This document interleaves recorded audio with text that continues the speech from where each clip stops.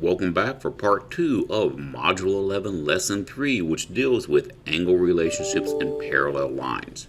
When two parallel lines are cut by a transversal, 8 angles are formed. Special relationships exist among the pairs of angles. We're going to watch the video and learn how to use these to find measurements. Parallel lines. Parallel lines cut by a transversal have special angle relationships. Let's number the angles. Now, measure each angle and record the measurement in the table.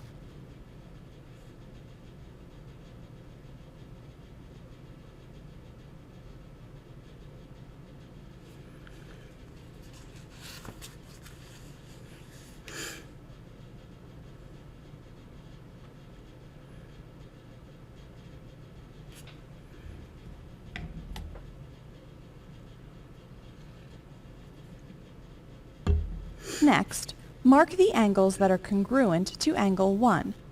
An arc is used to indicate congruent angles. Mark the angles that are congruent to angle 2. Use 2 arcs to show that these angles are congruent. Notice that the angles with 1 arc and the angles with 2 arcs are supplementary. For example, angle 1 and angle 2 are supplementary. Now notice the position of the congruent angles. For example, vertical angles, such as angle 1 and angle 4, are congruent. Alternate interior angles, such as angle 3 and angle... Did you catch that?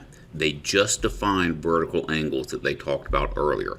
Angle 1 and angle 4 are vertical angles. They're angles that are on the opposite sides of two intersecting lines, and they're going to be congruent. You got that? Important definition there that they hadn't given us otherwise. Angle 6 are congruent. Alternate exterior angles, such as angle 1 and angle 8, are congruent. And corresponding angles, such as angle 3 and angle 7, are congruent. All right, pretty good stuff with that information. If you know the measurement of one angle, trying to find my minimize button there. If you know the measurement of one angle, you can take and find the measurement of any other angle in the system. Let's take a look at this some more. So the instructions say that if you know the measure of angle 1, you can use your knowledge of the supplementary and vertical angles to find the measures of the 3 angles that are along the same line. So we have measure of angle 1 is listed as 50 degrees right here, and we want to know what the measure of angle 2, angle 3, and angle 4 are. So to get the measure of angle 2, because they're supplementary, we talked about this in the beginning, supplementary angles make a straight line. They add up to equal to 180 degrees. So 180 degrees minus 50 degrees gives you 130 degrees. So we know that angle 2 is going to be 130 degrees. Next, we can say that the measure of angle 3 is going to be 50 degrees because it is a vertical angle from angle 1. You cannot just throw down the numbers. You have to give me the definition or the vocab term that goes with it. Just like they did, they said it's 50 degrees because they are vertical angles. The next one we're going to look at, angle 4. Angle 4 is going to be 30 degrees because measure of angle 1 and angle 4 are supplementary angles. We talked about that earlier. Or you could say that at this point, since we'd already found angle 2, you could have said that it's going to be 130 degrees because angle 4 is going to be a vertical angle to angle 2. And vertical angles are congruent as well. Ms. Kumar designed a bookcase that's shown A and B are going to be parallel lines. You see a line A and line B here, and for some reason she built a bookcase that has crooked guts. I guess she thought it was pretty being crooked. I don't know. The measure of angle 2, that's this one right here, is 105 degrees. They want us to find the measure of angle 6, which is this one, and of angle 3, which is that one. And of course, we do need to use proper math and proper vocab terms to justify our answers. So first, we're going to find the measure of angle 6. Because angle 2 and angle 6 are supplementary angles, they add up to equal to 180 degrees. Now, we know the measure of angle 2 was how much again were we looking at? 105 degrees. So I'm going to take and give myself some good supporting work. Come on. Wrong way. So I'm going to grab my pen here, and I'm going to say that the measure of angle 6 is equal to 180 degrees minus the measure of angle 2. Make sure I got my numbers right there. We're looking for 6. We know that 2 is. So, yep, all we have to do, therefore, say the measure of angle 6 is equal to 180 degrees minus 105 degrees. Put in our degree signs, which means the measure of angle 6 is equal to 75 degrees. Jump back over to our answer key, and we can take and put it in, and oh, hold on, it says since they're supplementing, the sum of their measures is 180. All right, we're good with that. And now from there, we're going to check that, and we're going to move on to saying that they even gave the good supporting work. Measure of angle 6 is equal to 180 degrees minus 105 degrees, otherwise known as 75 degrees, and your answer checks. Now we want to take and find the measure of angle 3, which is right here. We know 6 is 75 degrees, and measuring angle 3 and measure of angle 6, those have a fancy vocabulary term known as alternate interior angles. So we're going to say how many unique angle measurements are in the figure. Let's see, whoops, go back. I think we're missing something here. Is it down here? There it is. So we're going to take and push that button, and we're going to say that angle 6 and angle 3 are interior, and they lie on the opposite sides of the transversal. That's going to check.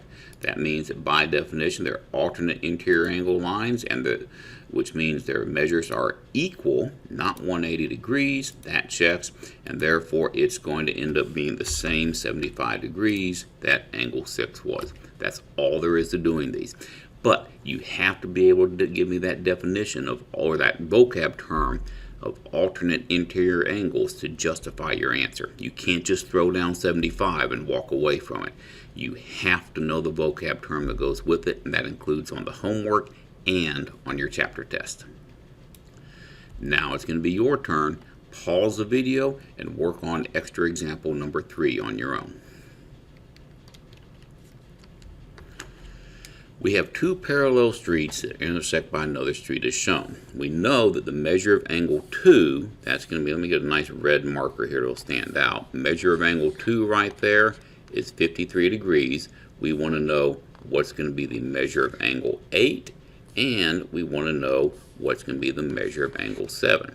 Well, first thing, I'm going to look at measure of angle 2 and measure of angle 8, and I'm going to say that these are going to be alternate exterior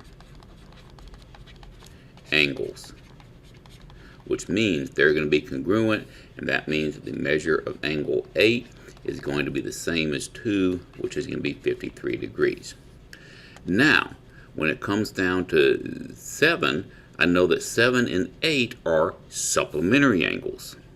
Since they are supplementary angles, that means that I can take and say that the measure of angle 7 plus the measure of angle 8 equals 180 degrees. I know right here that 8 is going to be 53 degrees, so now I can say the measure of angle 7 plus, that should be a plus sign there, the 53 degrees is going to equal to my 180 degrees. I'm going to treat it just like an algebraic problem. I'm going to subtract 53 degrees from both sides. Just like that. These are going to zero out, leaving me with the measure of angle 7 is equal to 180 minus 53. Can do some borrowing. That's going to give me a 7 and a 2 and a 1, 127 degrees. That's all my algebraic supporting work. Let's jump back over to the textbook, where I'm going to scroll down, and I'm going to say the measure of angle 8 we found was 53 degrees. Check that. We're good. The measure of angle 7, 127 degrees. Check that. We're good. That's all there is to doing these problems. If you know your vocab words, this is really easy stuff to do. Now look at example 4 that has just a big old ugly mess there, doesn't it?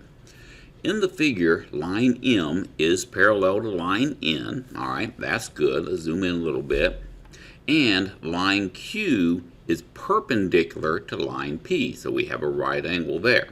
What is going to be the measure of angle 7, which is right there? This is actually kind of cool, and I bet if you thought about it, you would be able to figure this one out. Because what do we know? We know now that line angle 7 and angle 3, those are going to be congruent angles. We know that all three of these combined are 180 degrees, and we know that that one, that's 90 degrees. Have you figured it out yet? Think about it. You can do this. So our instructions said to study the figure. Angle 7 is adjacent to angle 6 right here, okay? And angle 1 and 6 have what's known as a special angle pair. So angle 1 and angle 6 are going to be congruent because they're going to be alternate interior angles. So we're going to find the measure of angle 6 first. That's how they want us to do that. Okay, we can do it. And we're going to say that from there, because measure of angle 1 and angle 6 are going to be alternate interior angles, their measures are going to be equal. The measure of angle 1 is 40 degrees. I honestly don't remember them telling us that. Yep, right there it says that the measure of angle 1 is going to be 40 degrees. And so since 1 is 40 degrees, we know that 6 is going to be 40 degrees as well. So the measure of angle 6, 40 degrees, and that's using the definition of alternate exterior angles. Next, we're going to take and move on and find the measure of angle 7. Because angle 6, 7, and 8 form a straight line, the sum of their measures is going to be 180 degrees. So when I add 6, 7, and 8 together, I'm going to get 180 degrees. Have time to populate here. So we're going to move through some steps and figure out how to do it. We have 6 plus 7 plus 8 is 180. That means that the 40 degrees for angle 6 plus the unknown angle 7 plus the 90 degrees that we know about angle 8 because it had that little right red angle in there. We're going to go from there, add the 40 plus 90 is 130. Isolate the variable by subtracting 130 on both sides, just like we've been doing in our algebraic stuff. And when we do that, we get the measure of angle 7 is going to be 50 degrees, which you can take and put in right here, check, and that one checks as well. Now it's going to be your turn. Pause the video, work on this one. Yep, this is going to be the very last problem we're doing in this lesson.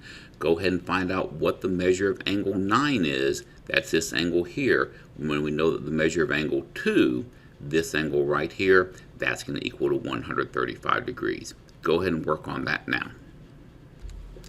What do we know going in? We know that this angle right here is, I believe it was 135 degrees. Let me go back and verify that. Yep, 135 degrees. And we can also use some other definitions, but we have to look real hard. If you take and look right here at angles 9 and 10 combined, angle 9 and 10 combined become a corresponding angle to angle 2. So angle 9 and 10 combined also equal 135 degrees because using the definition of corresponding angle. So I'm going to start off by saying using corresponding angles, I can say that the measure of angle 9 plus the measure of angle 10 is equal to the measure of angle 2. You with me so far? What do we know now? We know that the measure of angle 10 is 90 degrees because it has that cute little pink square there. We also know the measure of angle 2 is 135 degrees. What we don't know is the measure of angle 9. We're going to undo addition and subtraction by subtracting 90 degrees from both sides. And when we do that, those are going to zero out, leaving the measure of angle 9 is going to equal to 135 minus 90, we're going to get a 5. We're going to take a 13 minus 9 is going to end up being a 4. So we're looking at 45. Put our degree signs in. 45 degrees for the unknown measure. Jump back over to the textbook. Type in our 45 degrees. Check it. The answer checks. If you know your vocab words, this lesson is easy. Learn your vocab words. Get busy on your homework or answer any questions you have in class tomorrow.